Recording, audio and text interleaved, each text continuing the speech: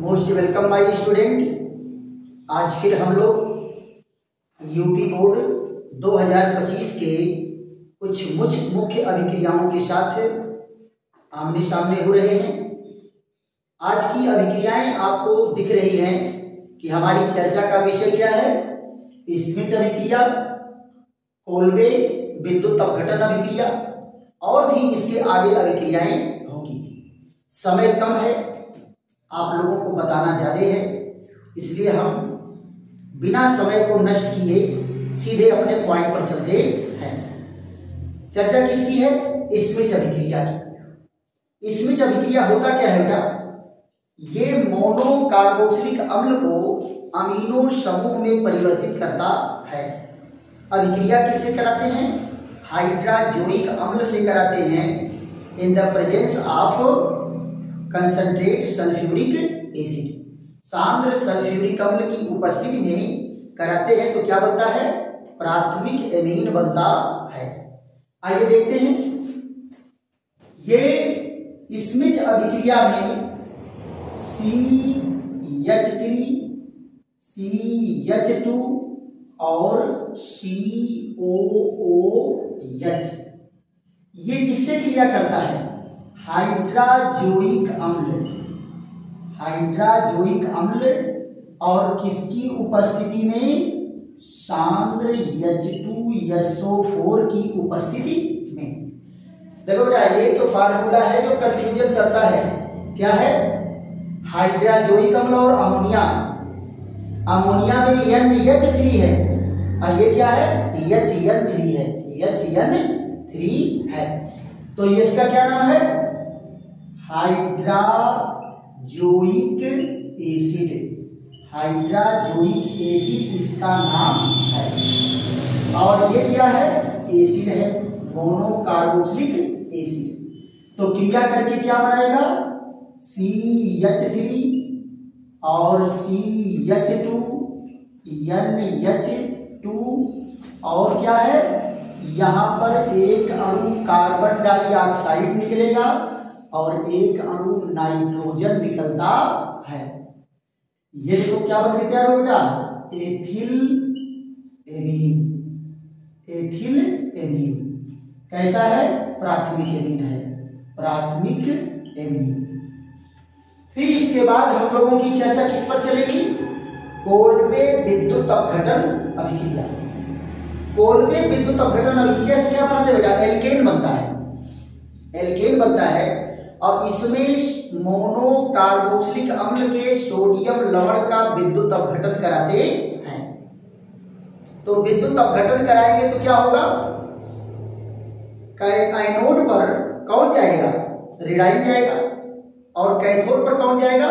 धनायन जाएगा। तो यहां पर जो है आयनों के कैथोड और एनोड पर जाने के कारण, अभिक्रिया होने के कारण, शेल अभिक्रिया के कारण एल्केन बनते हैं। कैसे बनते हैं आइए इस पर चर्चा करते हैं। यहां देखो, ये मोनो कार्बोक्सिलिक अम्ल CH3 COONA का सोडियम लवण है। इसको जब जल में घोलते हैं तो क्या बनता है? CH3 COO नेगेटिव और क्या बनेगा? Na positive. अगर दो अणु है तो ये भी दो बनेगा और ये भी दो बनेगा, राइट। अब यहां जरा देखो, कैथोड पर क्या होगा? कैथोड यानी ऋण प्लेट पर, शेल के ऋण प्लेट पर कौन जाएगा? सोडियम का धनायन। यहां से एक जोड़ा इलेक्ट्रॉन ग्रहण करके क्या बनाएगा? सोडियम का परमाणु। और सोडियम का परमाणु क्या करेगा? जल में, विलयन में उपस्थित जल से क्रिया करके क्या बनाएगा? सोडियम हाइड्रोक्साइड और मुक्त क्या होगा? Hydrogen gas. क्या बना बेटा? Sodium hydroxide. तो कैथोड पर कौन सी गैस मुक्त होती है? हाइड्रोजन। यहां जरा देखो, एनोड पर क्या होगा? एनोड यानी धन प्लेट पर यहां देखो क्या होगा? दो जो निगेटिव आयन है वो जाएंगे यहाँ और इलेक्ट्रॉन को मुक्त करके क्या बना देंगे? मुक्त मूलक। क्या बना देगा? मुक्त मूलक बना देगा। और यहां से क्या निकला? 2 इलेक्ट्रॉन।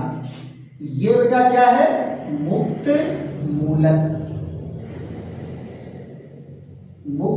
मूलक। अब जरा ध्यान दो, कितने हैं? 2। अब इस मुक्त मूलक में क्या होगा? CH3 सिंगल बॉन्ड, COO ये उदासीन है। यहां ध्यान दो। आप लोगों को मैं बताया था कार्बनिक अभिक्रियाओं की क्रियाविधि में, बंध विदलन में, कि मुक्त मूलक की उपस्थिति में बंध का विदलन कैसा होता है? क्लीवेज होमोलिटिक, यानी बराबर का बंटवारा होता है। तो होमोलिटिक क्लीवेज कहां होगा? यहां देखो, इस बंध में 2 इलेक्ट्रॉन है और मुक्त मूलक की उपस्थिति में इनका बराबर का बंटवारा होगा। क्या होगा? बराबर का विभाजन। तो क्या बनेंगे बेटा? यहां देखो, 2 ठो ये मुक्त मूलक बन गया, ये मेथिल का मुक्त मूलक बन गया, और 2 कौन बन गए? ये COO। यहां लिखिए और यहां लिखिए। इस रचना का निर्माण हुआ मुक्त मूलक के द्वारा, और ये आपस में मिलकर के क्या बना दिए? एथेन। और ये आपस में मिलकर क्या बना दिया? Carbon dioxide. CH3 single bond CH3 और 2 अणु बन गया कार्बन डाइऑक्साइड, और यहां से लीव आउट, बाहर निकल गया, और ये क्या बना? एथेन। क्या बना? एथेन। तो ये अभिक्रिया क्या है? कोल्बे अभिक्रिया है। लेकिन आप ध्यान दो, कोल्बे के नाम से कई जगह हो गया, कोल्बे स्मिथ हो गया, कोल्बे विद्युत अपघटन हो गया। तो ध्यान देना चाहिए है कि कोल्बे स्मिथ पूछ रहा है कि कोल्बे विद्युत अपघटन पूछ रहा है। इसको आपको भी केयरफुल होकर के ध्यान देना पड़ेगा कि अभिक्रिया कौन सी पूछी गई है। फिर उसके बाद हम लोगों की चर्चा किस पर चलेगी? हुन्स-डीकर अभिक्रिया। हुन्स-डीकर अभिक्रिया, या इसको दूसरा नाम क्या देते हैं? बोरोडीन हुन्स-डीकर अभिक्रिया। बोरोडीन हुन्स-डीकर अभिक्रिया। ये अभिक्रिया क्या होती है बेटा? कार्बन टेट्राक्लोराइड की उपस्थिति में मोनो कार्बोक्सिलिक अम्ल के सोडियम सिल्वर लवण, मोनो कार्बोक्सिलिक अम्ल के सिल्वर लवण की क्रिया ब्रोमीन से या क्लोरीन से कराते हैं। तो क्या बनता है? एल्किल हैलाइड बनता है। क्या बनता है?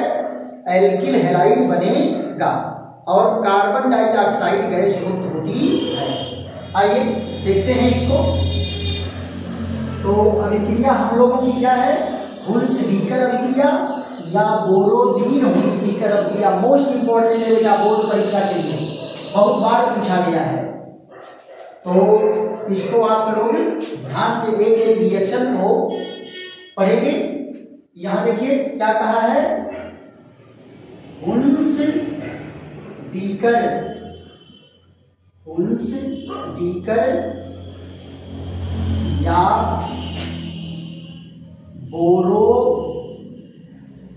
बोरोडीन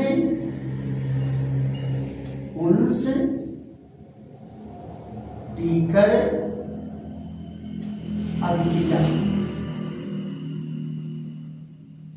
हुन्स-डीकर या बोरोडीन हुन्स-डीकर अभिक्रिया। हुन्स-डीकर या बोरोडीन हुन्स-डीकर अभिक्रिया। यहां क्या हुआ बेटा? मोनो कार्बोक्सिलिक अम्ल का सिल्वर लवण है। मोनो कार्बोक्सिलिक अम्ल का सिल्वर लवण, ये देखिए इसका नाम क्या है? Silver propanoate. सिल्वर प्रोपेनोएट की क्रिया किससे कराएंगे? ब्रोमीन से कराएंगे इन the presence of carbon tetrachloride. Carbon tetrachloride. तो आप जरा यहां देखो इनकी अभिक्रिया कैसे है अणु कैसे होता है, ऐसे होता है ना, Br2 कोवैलेंटली लिंक्ड होते हैं एक दूसरे से। तो यहां देखो ये जो है निकल गया सिल्वर ब्रोमाइड, यहां से निकल गया कार्बन डाइऑक्साइड, और ये देखो CH3 और CH2Br, और यहां से निकला कार्बन डाइऑक्साइड और क्या निकला, सिल्वर ब्रोमाइड, और ये बन गया एथिल ब्रोमाइड, एथिल ब्रोमाइड। ये अभिक्रिया क्या है बेटा, इसी अभिक्रिया को कहते हैं हुन्सडीकर अभिक्रिया या बोरोडीन हुन्सडीकर अभिक्रिया, हुन्सडीकर अभिक्रिया या बोरोडीन हुन्सडीकर अभिक्रिया। अब बेटा कुछ महत्वपूर्ण अभिक्रियाएं कहाँ हैं, एमीन वाले चैप्टर में हैं। एमीन वाले चैप्टर में सबसे महत्वपूर्ण अभिक्रिया है कार्बिल अमीन अभिक्रिया या आइसोसाइनाइड परीक्षण। इससे जो है प्राथमिक एमीन की पहचान होती है कि प्राथमिक एमीन यौगिक में है या नहीं है।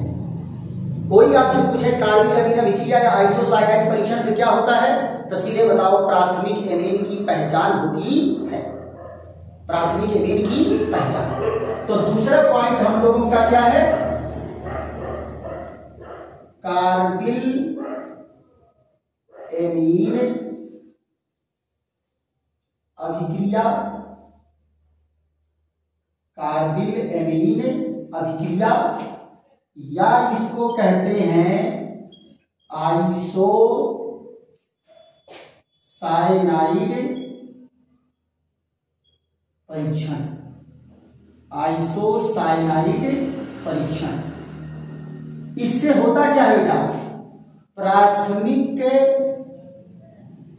एमीन की पहचान, प्राथमिक एमीन की पहचान होती है।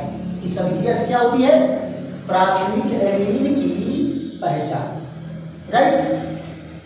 अब देखो इस अभिक्रिया में क्या होता है, कार्बिल एमीन अभिक्रिया में क्या होता है, प्राथमिक एमीन की क्रिया कराते हैं क्लोरोफॉर्म से इन the presence of potassium hydroxide, potassium hydroxide के एल्कोहलीय विलयन के साथ इसको गर्म करते हैं तो क्या बनता है, एल्किल आइसोसाइनाइड, एल्किल आइसोसाइनाइड। ये अभिक्रिया बेटा दोनों देता है, एरोमेटिक भी देगा, एलिफैटिक भी देगा। तो यहाँ एल्किल आइसोसाइनाइड बन रहा है तो उसमें क्या बनेगा, फेनिल आइसोसाइनाइड बनेगा, और दोनों की महक बड़ी बदबूदार होती है। ये बदबूदार महक से ही पहचान में आ जाते हैं प्राथमिक एमीन है, प्राथमिक एमीन है। तो यहां जरा देखो इनका क्या कंडीशन है, ये कार्बिल एमीन अभिक्रिया या आइसोसाइनाइड परीक्षण। ये देखिए CH3 और CH2 NH2 किससे क्रिया कराएंगे, क्लोरोफॉर्म से, और क्या होगा, एल्कोहलिक KOH। कैसा KOH होगा बेटा, एल्कोहलिक KOH के साथ गर्म करते हैं तो क्या बनता है, CH3 CH2 और यहां पर क्या होगा, N triple bond C, N triple bond C और 3KCl, 3KCl और 3 मॉलिक्यूल H2O। ये क्या बना, एथिल आइसोसाइनाइड, एथिल आइसोसाइनाइड। ये क्या होता है, बदबूदार होता है, जिससे प्राथमिक एमीन की पहचान होती है। सेम रिएक्शन बेटा, ऐसा ही रिएक्शन क्या है, अगर एनिलीन है तो ये एनिलीन के साथ भी यही अभिक्रिया देता है। ये दोनों प्राथमिक एमीन है।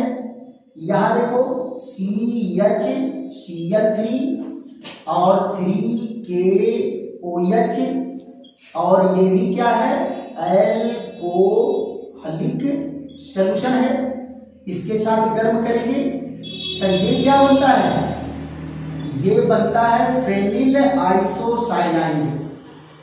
फेनिल आइसोसाइनाइड 3KCl और 3H2O क्या है, phenyl isocyanide. Phenyl isocyanide, phenyl isocyanide क्या है, बदबूदार गैस है। इससे भी जो है इसको कार्बोनिल एमीन भी कहेंगे और एल्किल साइनाइड भी कहेंगे। बदबू के कारण ही पहचान ली जाती है, यानी ये भी क्या है, बदबूदार। ये भी बदबूदार है, इसके दुर्गंध से जान लिया जाता है कि प्राथमिक एमीन है। तो कार्बोनिल अमीन अभिक्रिया क्या है, मोस्ट इंपॉर्टेंट अभिक्रिया है। इसी तरह से बेटा यहां ध्यान दो, एक अभिक्रिया है बहुत बढ़िया, इसको कहते हैं half man mustard, half man mustard oil अभिक्रिया। हाफ मैन मस्टर्ड आयल अभिक्रिया। देखो बेटा, half man mustard oil, mustard oil क्या होता है, सरसों का तेल। सरसों का तेल गांव में कहते हैं कड़वा तेल, गांव में क्या कहते हैं, कड़वा तेल। तो सरसों के तेल की तरह से इसकी महक होती है, सो इसको कहते हैं क्या, मस्टर्ड आयल अभिक्रिया। देखो बेटा, इसमें क्या है, प्राथमिक एमीन की अभिक्रिया कार्बन डाइसल्फाइड और मर्क्यूरी क्लोराइड के साथ गर्म करते हैं तो एल्किल आइसोथायोसाइनेट बनता है। क्या बनता है, एल्किल आइसोथायोसाइनेट बनता है। और इसकी महक कैसी होती है, सरसों के तेल जैसी होती है। इसीलिए इस अभिक्रिया को क्या कहते हैं, हाफ मैन मस्टर्ड आयल अभिक्रिया। देख लेते हैं बेटा कंडीशन। कंडीशन क्या है, CH3 CH2 NH2। इसकी अभिक्रिया कैसे होती है, हाइड्रोजन साइनाइड से, नहीं कार्बन डाइसल्फाइड। इसकी अभिक्रिया किससे होती है, कार्बन डाइसल्फाइड और मर्क्यूरिक क्लोराइड के साथ गर्म करते हैं। क्या करते हैं, गर्म करते हैं। तो यहां क्या बनता है, ध्यान दो, CH3 CH2 NCS और ये क्या बना, HGS। क्या बना, HGS और दो अणु HCl निकलता है। इसका क्या नाम है, एथिल आइसोथायोसाइनेट। Thiocyanate, right. इसकी कैसी महक होती है, सरसों के तेल जैसी। सरसों के तेल जैसी महक होती है, इसलिए इस अभिक्रिया को क्या कहते हैं, हाफ मैन मस्टर्ड आयल अभिक्रिया। हाफ मैन मस्टर्ड आयल अभिक्रिया। क्लियर। तो ये भी तीनों अभिक्रिया महत्वपूर्ण है। देखो भाई, आज जो है समय कम है, इसलिए रिएक्शन धुआंधार चलेगा, क्योंकि पेपर आप लोगों का बोर्ड पेपर कहिया है, परसों। तो इसलिए जो है कम समय में, यानी छोटा पैक बड़ा धमाल, छोटा पैक बड़ा धमाल। बिहारी लाल की तरह से गागर में सागर भरना है, तो गागर में अगर सागर भरना है तो टाइम को तो भाई ध्यान देना पड़ेगा। याद देखो, अगली अभिक्रिया क्या है, एमीन की नाइट्रस अम्ल से किया। ये भी मोस्ट इंपॉर्टेंट रिएक्शन है। अगर यौगिक परिवर्तन आ रहा है कि हम कैसे एमीन को एल्कोहल में चेंज करेंगे, कैसे एमीन को एल्कोहल में चेंज करेंगे, तो नाइट्रस अम्ल से क्रिया कराया जाता है। ये हमेशा याद रखो, जब अमीनो समूह को NH2 समूह को OH समूह में चेंज करना रहेगा तो किससे क्रिया कराएंगे, नाइट्रस अम्ल से क्रिया कराएंगे। या तो बेटा डायरेक्ट नाइट्रस अम्ल यूज करते हैं, या तो नाइट्रस अम्ल क्या करेंगे इसका HCl और सोडियम नाइट्राइड को यूज करेंगे। तो HCl और सोडियम नाइट्राइड यूज करेंगे तो भी नाइट्रस अम्ल बना के देगा। तो आ जाते हैं मेन पॉइंट पर। रिएक्शन क्या है, नाइट्रस अम्ल से एमीन की क्रिया, एमीन की क्रिया, नाइट्रस अम्ल की एमीन से क्रिया हमको कराना है। तो इसके लिए बेटा क्या है, अगर मान लो सोडियम नाइट्राइट और HCl का मिश्रण यूज किए तो ये क्या बना के देगा, सोडियम क्लोराइड और साथ में नाइट्रस अम्ल बना करके देगा, नाइट्रस एसिड। और यहां जरा देखिए, ये प्राथमिक एमीन CH3 CH2 और NH2 ये नाइट्रस अम्ल से क्रिया करता है। या इसको तीर के ऊपर क्या दिखा देते हैं, NaNO2 और HCl। तो क्या होगा, यहां जरा देखो, ये बना देता है CH3 CH2 और OH, और क्या यहां से निकलेगा N2, और क्या निकलेगा H2O, H2O। तो ये क्या बन गया बेटा, एथिल एल्कोहल। क्या बन गया, एथिल एल्कोहल।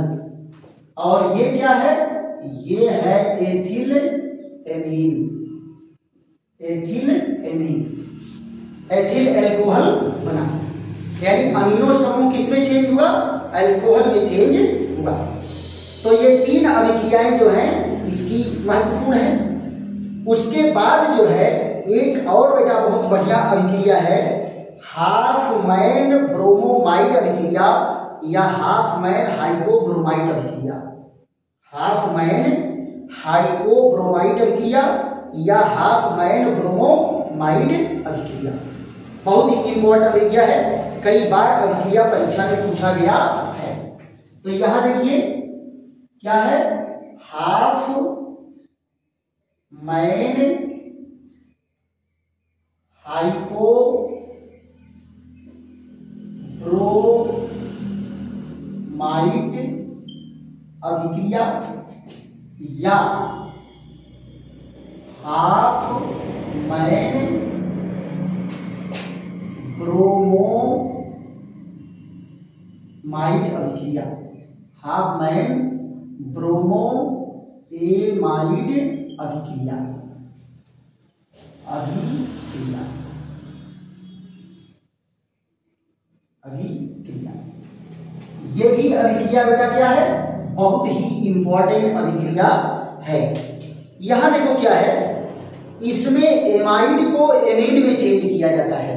इसको एमाइड को एमीन में चेंज किया जाता है, चाहे एलिफैटिक हो चाहे एरोमेटिक हो। तो हाफमैन ब्रोमोमाइड अभिक्रिया में क्या है, बेंजेमाइड की क्रिया ब्रोमीन से कराते हैं in the presence of potassium hydroxide, potassium hydroxide की उपस्थिति में। तो यहां जरा देखो, ये है बेंजेमाइड, बेंजेमाइड, ये CO और NH2 किससे क्रिया कराते हैं, ब्रोमीन से, और किसकी प्रेजेंस में, KOH की उपस्थिति में। तो आप जरा देखो क्या होगा, ये बीच में से ये ग्रुप गायब हो जाता है और अमीन ग्रुप सीधे जुड़ जाता है। तो क्या बन जाता है, एनिलीन। क्या बन जाता है, एनिलीन। यानी एमाइड से एमीन बनाने वाला ग्रुप रिएक्शन है। कहीं पर एमाइड है तो एमाइड को किसमें चेंज कर देगा, यहां देखो ये क्या है, बेंजेमाइड, बेंजेमाइड को अब यहां देखो इधर क्या बनेंगे, साथ में साथ में बनेगा K2CO3 और 2KBr और क्या बनेगा 2H2O। ये अभिक्रिया क्या है? हाफ मैन ब्रोमोमाइड अभिक्रिया या हाफ मैन हाइपोब्रोमाइड अभिक्रिया, राइट, महत्वपूर्ण अभिक्रिया। अब जो है आगे हम लोगों की चर्चा क्या है? डाईएजोटीकरण अभिक्रिया, डाईएजोटीकरण अभिक्रिया। देखो बेटा एक बहुत बढ़िया अभिकर्मक क्या है? Benzene diazonium chloride. Benzene diazonium chloride बनाने की विधि को डाईएजोटीकरण अभिक्रिया कहते हैं। यह अभिक्रिया क्या होती है? इसको गर्म नहीं करना है बल्कि ठंडा करना है। टेम्परेचर कितना है? 0 डिग्री सेंटीग्रेड से 5 डिग्री सेंटीग्रेड। इसमें क्या होता है? एनिलीन की क्रिया हम नाइट्रस अम्ल से और HCl से कराते हैं, हाइड्रोक्लोरिक अम्ल और नाइट्रस अम्ल से कराते हैं तो बेंजीन डाइजोनियम क्लोराइड बनता है। और बेंजीन डाइजोनियम क्लोराइड बनाने की विधि को ही डाईएजोटीकरण कहते हैं। और अंग्रेजी क्या कहेंगे? डाईएजोटाइजेशन, डाईएजोटाइजेशन, डाईएजोटीकरण। तो यहां देख लो ध्यान से, डाईएजोटीकरण, डाईएजोटीकरण। और अंग्रेजी में क्या कहेंगे? डाईएजोटाइजेशन, डाईएजोटाइजेशन अंग्रेजी में। तो यहां देखो बेटा ये क्या है? एनिलीन है। एनिलीन की क्रिया NH2 क्या है? एनिलीन। एनिलीन की क्रिया किससे कराते हैं? HCl हाइड्रोक्लोरिक अम्ल और नाइट्रस अम्ल के साथ कितना? 0 से 5 डिग्री सेंटीग्रेड ताप पर। तो ये क्या बन जाता है बेटा? ये बन जाता है N डबल बॉन्ड N और Cl। इसी का नाम क्या है? Benzene diazonium chloride, benzene diazonium chloride, benzene diazonium chloride. और साथ में निकलता है 2 अणु पानी। साथ में क्या निकलता है? 2 अणु पानी। All these reaction also very important for UP board exam, right? इसके बाद जो है हम लोगों को एक बढ़िया रिएक्शन है, लेकिन इस रिएक्शन को हम लोग जो है अगले वीडियो में चर्चा करेंगे। और आज इस वीडियो में विश्राम, एक और वीडियो आप लोगों को देंगे और उस वीडियो में हमको लगता है कि शायद रिएक्शन आपके पूरे हो जाएंगे। थैंक यू, धन्यवाद।